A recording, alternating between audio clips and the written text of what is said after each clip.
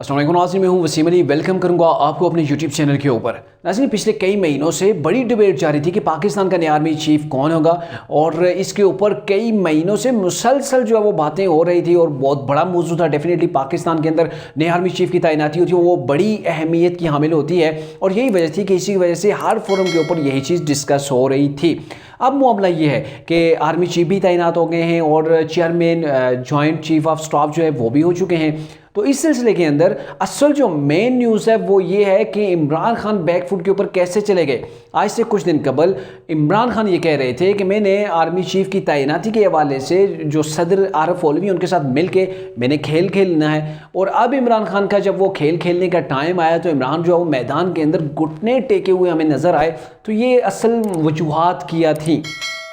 पहली बात तो ये करूँगा आपके साथ कि जो भी नया आर्मी चीफ आए तो उसके बस हमारी पाकिस्तान की ऐसे हम यही जो है वो दरख्वास्त होगी, यही हमारी चाहत होगी कि जो भी आए वो अपनी आइनी हदूद के अंदर है। और जैसे कि अभी आर्मी चीफ ने ये ऐलान किया था कि हमने मार्च के बाद इस चीज़ को बिल्कुल ख़त्म कर दिया था कि हमने सियासत के अंदर अपना जो है इन्फ्लुएंस है या फिर हमारी जो दखल अंदाजी थी उसको हमने ख़त्म कर दिया है। और हमारी ये दुआ है कि आइंदा भी अब जो नए आर्मी चीफ बने हैं आसिम मुनीर साहब, वो भी सियासत से दूर रहें बल्कि अपनी आइनी हदूद के अंदर रह के काम करें, पाक फ़ौज को मज़ीद जो है वो तरक्की दें, पाकिस्तान का नाम रोशन करें। हर पाकिस्तानी की यही ख्वाहिश है। ये किसी की भी ख्वाहिश नहीं होगी कि वो हमारी पॉलिटिकल जो पार्टी है या फिर हमारी गवर्नमेंट के साथ चले या इमरान खान के साथ चले, तो ऐसा हरगिज़ नहीं है। पाकिस्तान की आवाम जो देखना चाहती है, ये पॉलिटिशियंस की तो मर्जी हो सकती है, लेकिन पाकिस्तान की जो आवाम देखना चाहती है वो ये चाहती है कि कोई भी आर्मी चीफ हो, कोई भी उसे अपॉइंट करे, लेकिन वो काम जो करे वो अपनी आइनी हदूद के अंदर रहकर अपनी आइनी तौर पर जो खिदमात हैं वो सरअंजाम दे।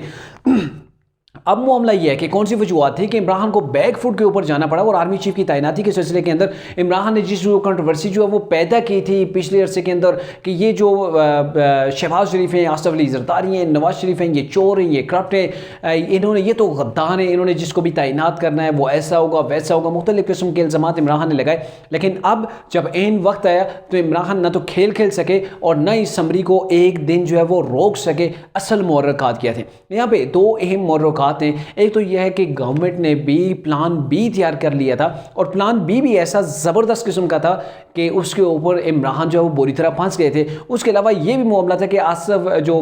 सदर आरफ अली अलवी हैं वो जब आज इमरान के साथ गए, वहाँ उनके पास गए, उनसे मुलाकात की और इसके ऊपर मशावरत भी की कि मेरे पास समरी पहुँच आई है, ये जो है वो सिनेटी के हवाले से ये नाम आए हैं और गवर्नमेंट ने ये रिकमेंड किया है, यानी कि प्राइम मिनिस्टर ने ये रिकमेंड किया है। उन्होंने जो नाम दिया है वो है जी आसिम मुनीर साहब का और साहिर शमशाद का, ये दो नाम है, इनको मैंने अप्रूव करना है। और यहाँ पर आपने फटा नहीं डालना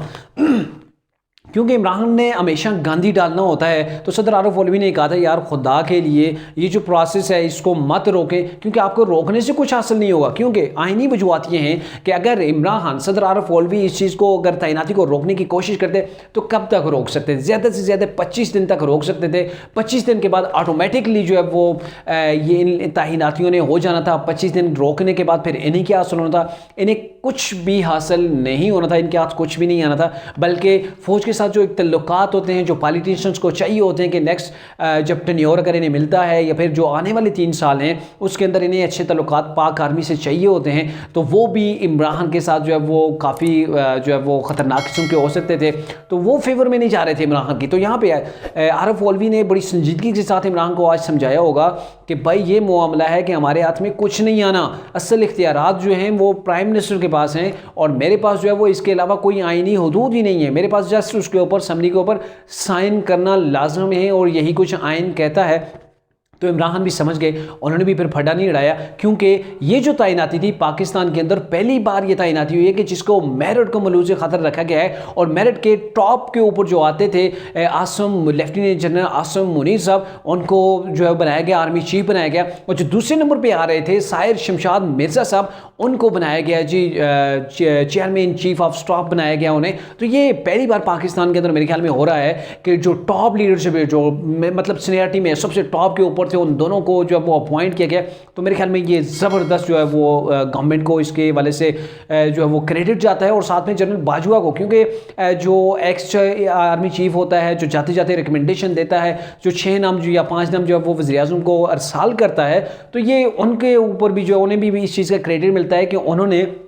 मेरिट को देखा और मेरिट के मुताबिक जो है वो आगे लिस्ट जो है वो सीनियरिटी के हवाले से भेजी। अब गवर्नमेंट का क्या प्लान था? गवर्नमेंट का प्लान ये था, क्योंकि इमरान ने कहा था कि हमने खेलना है, तो गवर्नमेंट ने इस चीज़ के ऊपर ये फैसला किया था कि अगर हम रोकते हैं तो हम ज़्यादा से ज़्यादा कोर्ट्स के अंदर जा सकते हैं, और कोर्ट्स के अंदर जाने के बाद हमने वहाँ पर क्या जो है वो जवाब जमा कराना है कि किस वजूहत के बिना पर, किस बेस के ऊपर हम जो है वो नए आर्मी चीफ की तैनाती को रोकना चाह रहे हैं या प्रेसिडेंट रोकना चाह रहे हैं। तो उसके अंदर उन्होंने सिर्फ, उनके पास एक ही चीज़ थी, एक ही एलिगेशन वो लगा सकते थे, क्योंकि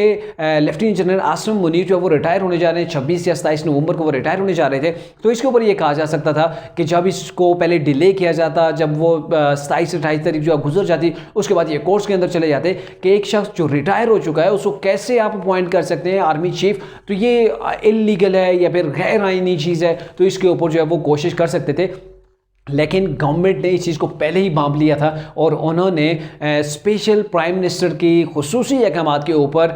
इनको जो है वो 4 स्टार जनरल जो है वो बना दिया था। और जब 4 स्टार जनरल कोई बन जाता है, जब उसे तरक्की मिल जाती है, तो डेफिनेटली उसकी 3 साल सर्विस जो है वो एक्सटेंड हो जाती है, आगे बढ़ जाती है। और यहाँ पे गवर्नमेंट ने बड़ी ज़बरदस्त किस्म की जो है वो यहाँ पे वो स्ट्रेटजी इस्तेमाल की है, जिसकी बेस के ऊपर अगर ये सदर आरिफ अलवी चाहते या इमरान खान चाहते भी, तो भी इनको जनरल जो है वो आर्मी चीफ बनाने से रोक नहीं सकते थे, क्योंकि उनके पास वो चीज़ आ गई थी कि उनके पास 3 साल का टेन्योर आ चुका था और उसके बाद भी वो सीनियरिटी में टॉप के ऊपर मौजूद थे। तो इमरान के पास सिर्फ मेरे ख्याल में एक ही चीज़ थी, और इसके अलावा इमरान के पास कोई ऐसी चीज़ नहीं थी कि वो सदर आरिफ अलवी को रोकते, क्योंकि यहाँ पे मामला यह है कि एक तरफ पूरा पाकिस्तान है,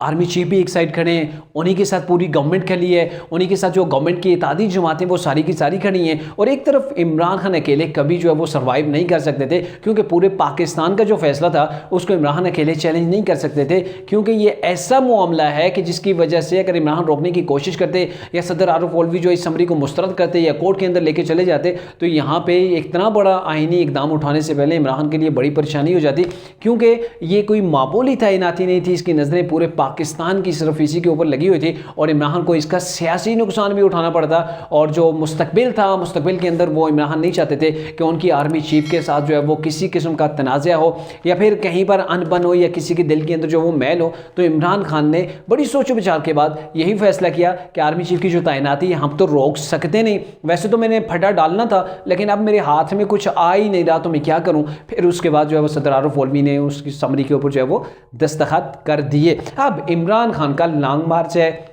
वो लॉन्ग मार्च को लेकर रावलपिंडी आ रहे हैं। अब रावलपिंडी आकर इमरान क्या कर लेंगे? पहले उनकी डिमांड ये थी नए इलेक्शन करवाओ, नए इलेक्शन नहीं करवाए जा रहे, वो टाइम के ऊपर ही होंगे। दूसरी उनका जो मुतालबा ये था कि नए आर्मी चीफ की तैनाती मेरी मर्जी से हो, वो भी उनका मुतालबा जो नहीं माना गया। अब तीसरा मामला ये कि वो लॉन्ग मार्च के लिए वो निकल आए हैं, वो रावलपिंडी आएंगे, अब वो इस्लामाबाद नहीं जा सकते, जो उनका मेन टारगेट था वहाँ पे उन्होंने मुआयदा कर दिया कि वो वहाँ पे नहीं जाएंगे। तो अब पिंडी आके इमरान खान क्या साबित करेंगे? तो मेरे ख्याल में इमरान खान के पास इस वक्त फेस सेविंग के सिवा कोई रास्ता नहीं है। रावलपिंडी ज़रूर आएंगे, लेकिन यहाँ पे आके वो एक जलसा सा करके यहाँ से वो नए आर्मी चीफ को वेलकम भी करेंगे और बहुत सी उम्मीदें उनके साथ बांधेंगे और उन्हें कहेंगे कि जो जनरल बाजवा ने किया ना, आपने वो नहीं करना इस पाकिस्तान के साथ, आपने जो इस पाकिस्तान की हर चीज़ को देखना है। और इमरान पहले तो बाजवा साहब को खुद कहते थे कि आप आएँ, आप इलेक्शन की डेट फिक्स कराएँ, आप आएँ, आप आएँगे तो पाकिस्तान बचेगा, नहीं तो पाकिस्तान किसी और सीमत निकल जाएगा, पाकिस्तान जो है वो तबाह भी हो सकता है। लेकिन अब मेरे ख्याल में नए आर्मी चीफ से इस किस्म का कम अज़ कम मुतालबा करना जो है इमरान को बिल्कुल नहीं चाहिए, क्योंकि जब एक तरफ आर्मी जो कह चुकी है कि हम पॉलिटिक्स के अंदर जो इंटरफेयर नहीं करने वाले, ना हम करेंगे, हमने पॉलिटिक्स से अपने आप को किनारे कर लिया है, लेकिन इमरान खान ने वो बाज नहीं आते, क्या पता फिर से कोई ऐसी डिमांड कर दें जो उन्हें जो है वो आइन के बिल्कुल जो है वो खिलाफ हो।